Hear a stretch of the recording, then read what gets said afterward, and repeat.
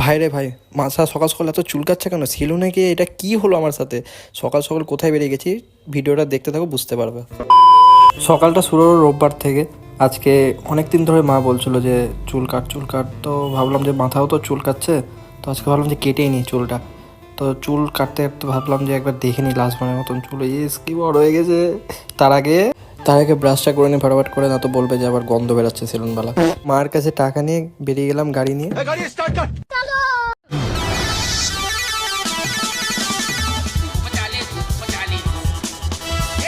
পৌঁছে গেলাম সেলুনের দোকানে, কিন্তু এসেও দেখি এত ভিড়, এত সকালে ভাই কে চুল কাটে?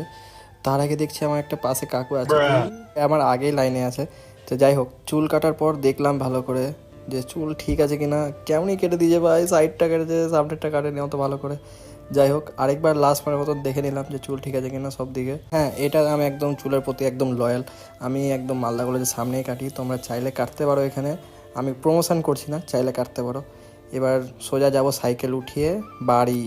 বাড়ির রাস্তা যেতে যেতে দেখি যে ভোট প্রচার হচ্ছে, তো তোমাদের ওখানে কাকে তুমি ভোট দিচ্ছ জানিও।